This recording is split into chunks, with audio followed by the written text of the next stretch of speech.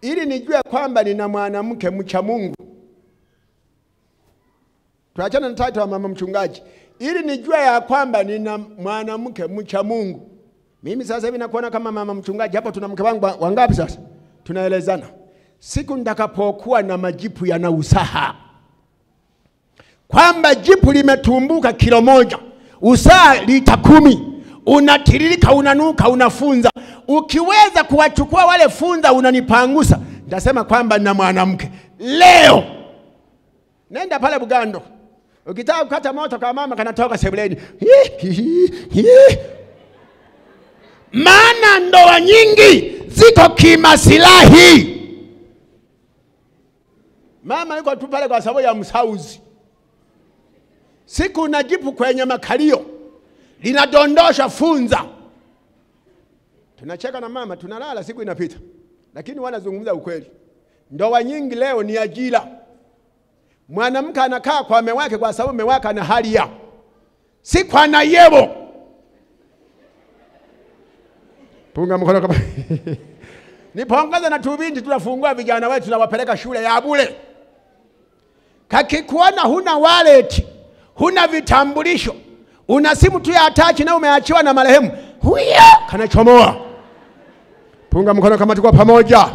Kelele za mbwa zinabweka kwa Ayubu. Ayubu anabaki kwa mcha Mungu. Bwana asifiwe. Wacha Mungu leo wangapi mitaji imefilisika. Ukimwambia kutoa ndia anaanza kisingizi. Najua pasa tumeongea na mke wangu kifamilia mbona hamjaweta watoto kama sio utapeli. Ayubu anafilisika, bado anabaki kwa mcha Mungu. Mzee, umemsikia Ayubu analalamika? Leo mshiriki wetu alikuwa mtajiri mzuri za kiishiwa, paka kanisa zima akisimama ajieleze, unajua nilipokuwa na nafasi na nyinyi mnajua kwenye makambi nilikuwa natoa kilo 800 za mchele, paka wote mjue. Mama naye yule wapambe, nimeshagundua mama Kaitila kwamba watu wakioana, jamani, watu wakifanyaje? Wanafanana humu, wanafanana hapa, wanafanana humu. Muulize Anania na mke wake. Na wewe enda uangalie mume wako ana madeni, wakija watu kudai unasema hayupo, amesafiri yuko China, wakati anagonga usingizi ndani. Familia ya waongo.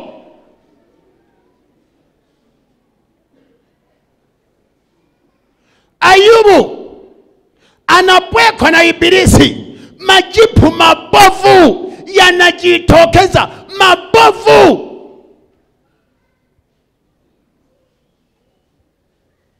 Wewe mara ngapi ibilisi tu amepweka ndoa yako huyo kwenye dawati la ufundi?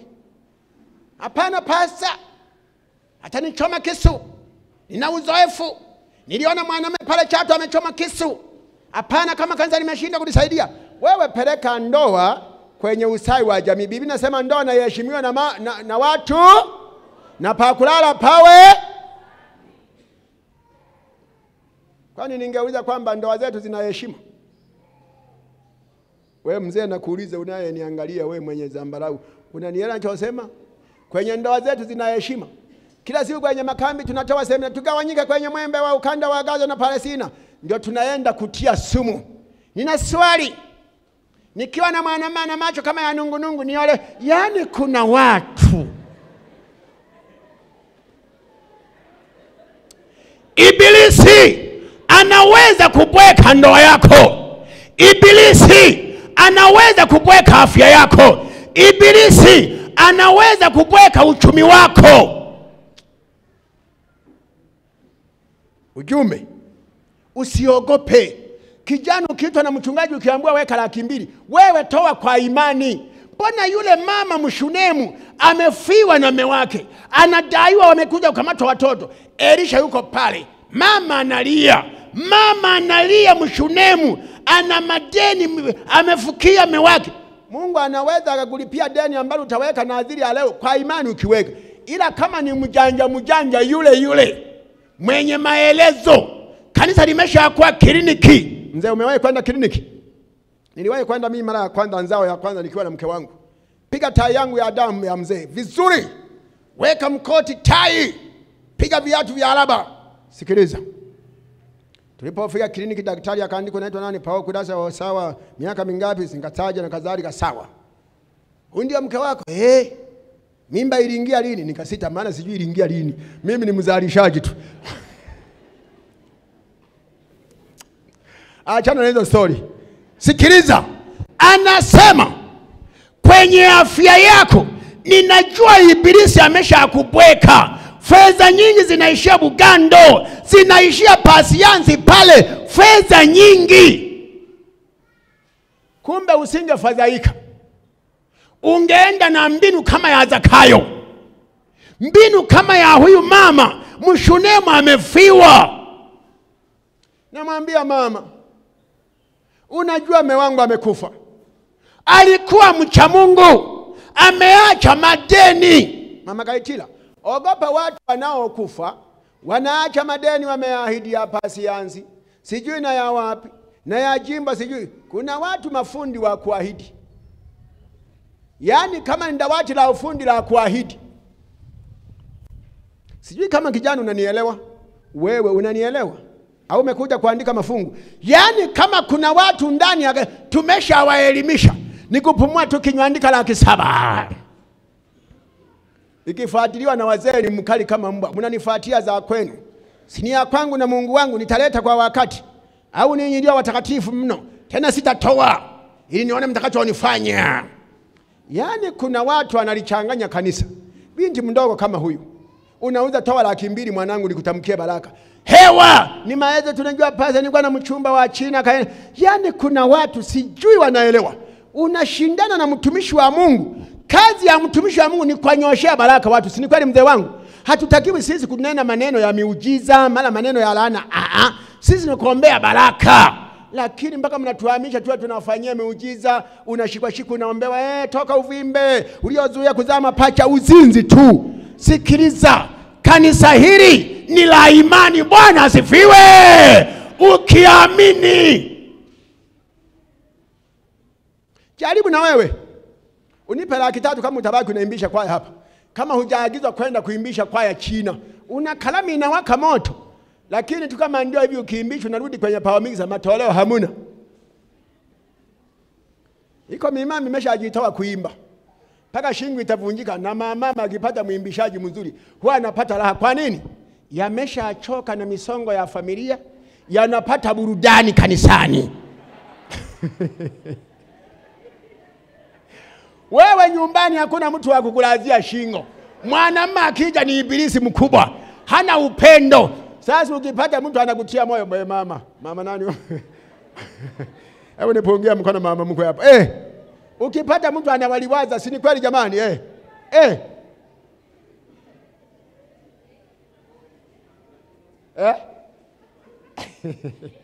Kijana, si kama unanielewa kijana. Hebu simama kijana. Wewe hebu njoo hapa mwanangu. Njoo tu hapa mwanangu. Vijana kama walikai ndani ya jiji la Mwanza, yani wangejiorganize tu kwamba 100,000 ndani ya wiki moja ameshamaliza na bado kijana anabarikiwa. Lakini kijana mzima na saa ya viwango leo atainuka na shilingi 1000 ngapi? Na anapata raha. Nini ukakae mwanangu? Wake za watu wameacha mageti. Mbwa wanakula, walinzi wanalipwa, ila Mungu amebebewa mkoba na shilingi 10,000 na mama anaimba natoa vyote. Paulo unajua ni yeye mama anaimba ni pepo au mndoli. Anyway sijui. Mimi siku nyingi sijaja. Zamani nilisali hapa miaka ile mlikuwa wakarimu. Tulichangia Pasiansi.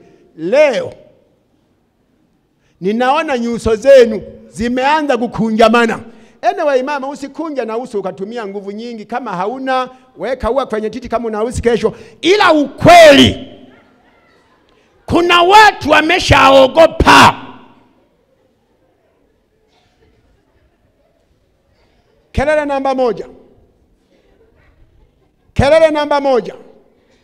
Ibilisi amebweka kwenye afya zetu. Ninajua tumefiwa. tumepitia misiba, lakini kila aina ya misiba haitafikia wa Ayubu. Misiba isiwe visingizio vya zaka na sadaka. Misiba isikuzuie kukutana na Yesu.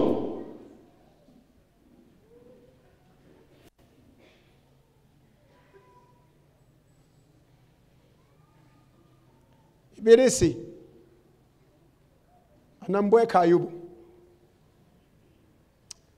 Mwaka jana niko mahala shuleni kama saa 8 saa 9, mbwa akaanza kubweka. Si unajua tabia mbwa akibweka kule mjini, sijui ni wakati wa mbalamwezi, kakibweka kamoja wanaitana wote sijui kama umewahi kupata uzoefu wa namna hiyo. Kamoja tu kameshiba makande, kanaanza kubweka, wanaanza kubweka wa Ilemela, wa Kisesa. Sasa mbwa akawa anabweka, nikajikunja kwenye kitanda. Sasa kuna mtihani unaanza saa 12 asubuhi. Nikisema mbwa wanabweka labda kuna vibaka, niko kwenye nchi ya ugeni, nikajikunja kulala. Mbwa wanabweka mpaka saa 1 kasoro. Ninaenda kwenye mtihani, naambiwa umechelewa mzee, rudi nyumbani. Wewe kwenye maisha yako, kwenye uchumba wako, kwenye ndoa yako, kwenye afya yako, ninajua mbwa ameshabweka, ila usiogope. Bwana asifiwe. Acha visingizio. Acha visingizio.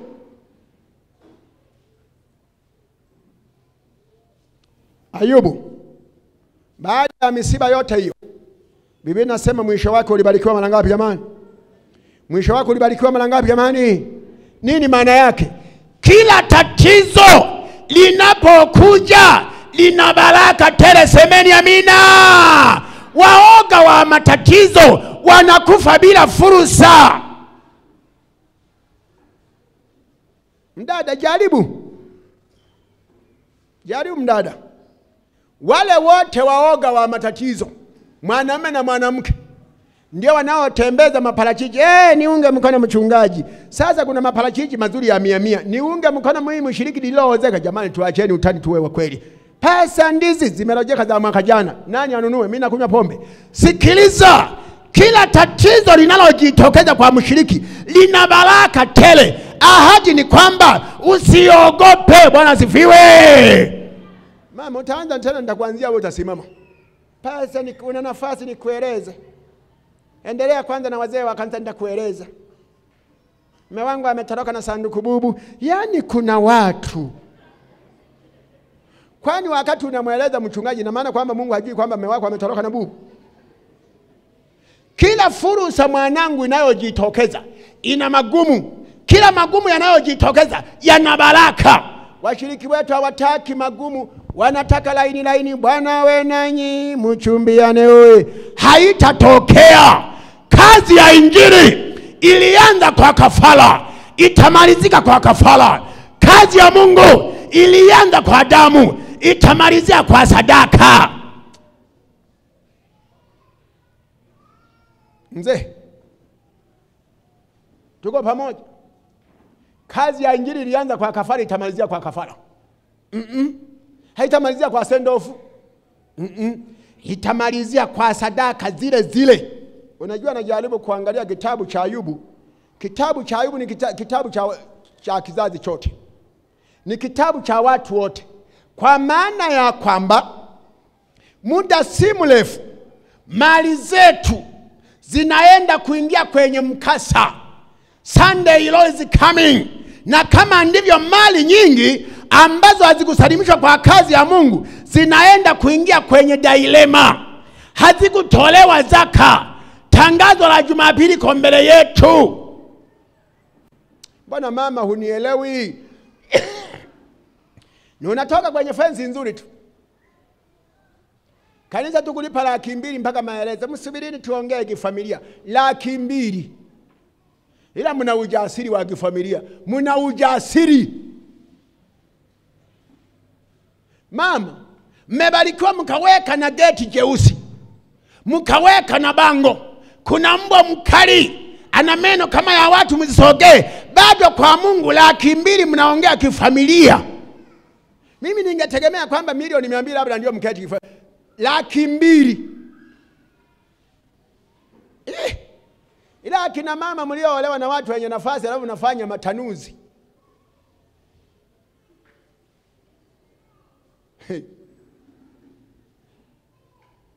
Kitabu cha Ayubu ni kitabu cha watu wote, ni kitabu cha waumini wote, ya kwamba mali zetu muda si mrefu zinaenda kubwekwa na mbwa, hazikufanya kazi ya Mungu. Kwa mfano wewe mwimbishaji, nikuulize swali. Unaitwa nani mzee wangu? Zabron. Sawa. Hata ile TV tu ile ya mitungi ya zamani ile kuwapa tu kanisa angalau kamaliza nako. Leo utaona mtu mzimu unaandika ahadi. Niandike 7,800.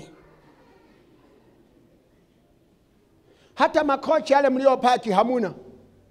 Kitanda hamuna. Kweli unaongea tunaibisi kwamba huna cha kutoa. Mama yangu mzazi, usiende mbali sana. Masoleo tu ya hiari mama. Sianze kupanga mkaanza kugombana. Wewe ndio ulijifanya mama wa kiroho.